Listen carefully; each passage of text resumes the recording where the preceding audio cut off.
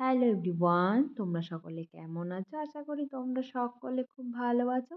আর আমরাও খুব ভালো আছি। তো আজ তো বছরের শেষ দিন। তো ভাবলাম বছরের শেষ দিনে একটু অন্যরকমভাবেই আর এবছর একটু সেলিব্রেশন করি। কারণ পাপা তো ছোট, তার জন্য আমরা বাইরে কোথাও যাইনি। আমরা দুজন ঘরেতেই ছিলাম। আর দুজনের ঘরেই কিছু খাবার তৈরি করেছিলাম। তো সেগুলোই আমরা খেয়েছি। তার মধ্যে ভাবলাম একটু ফ্রেঞ্চ ফ্রাই বানিয়েছিলাম। তো তোমাদের সাথে ভিডিওটি একটু শেয়ার করি। তো দেখো এখানে কিছু আলুগুলোকে আমি টুকরো করে কেটে নিয়েছি। আলুগুলোকে একটু নুন দিয়ে মানে অল্প পরিমাণে নুন দিয়ে ওই 70% মতো আমি একটু সেদ্ধ করে নিয়েছি। তারপরে নামিয়ে জলটা ঝরিয়ে নিয়েছি আর একটু ঠান্ডা জল দিয়ে আবার আলুটাকে একটু ধুয়ে নিয়েছি।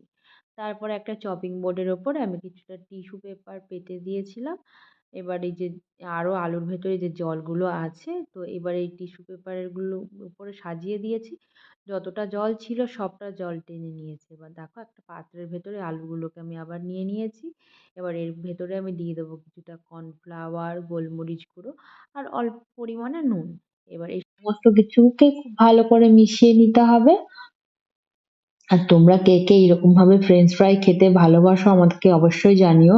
আর কে বাড়িতে তৈরি করে খাও সেটাও জানিও। বাইরে থেকে তো আমরা সবাই খাই, কিন্তু বাড়িতে তৈরি করে দোকানের মতোটা অতটা ক্রিস্পি হয় না, কিন্তু একদম যে খারাপ হয় সেটাও নয়।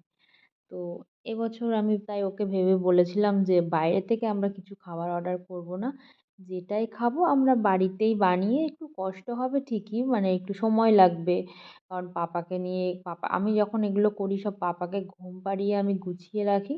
আর ও যখন জেগে থাকে তখন বাকি যেটুকু বাকি থাকে সেটুকু সামলে নেওয়া যায়। আর পাপা যখন ঘুমায় তখন আমি সমস্ত কাজগুলোকে কমপ্লিট করে রাখি।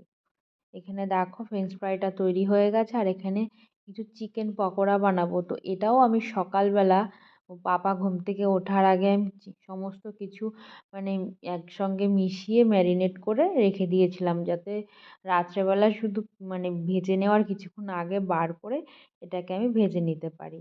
তো তোমরা 31st নাইটে কে কীভাবে এনজয় করলে আমাকে অবশ্যই জানিও।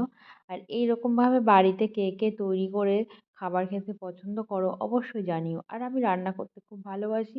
আর এগুলো করতে আমার খুবই ভালো লাগে। অনেকে ভাবতে পারে হ্যাঁ রান্না করছে, কী আছে রান্না করছি। রান্না করতে পারাটাও না একটা যোগ্যতা, বা সবাই পারে, আমরা মেয়েরা সবাই পারি। কেউ চেষ্টা করি, কেউ চেষ্টা করি না।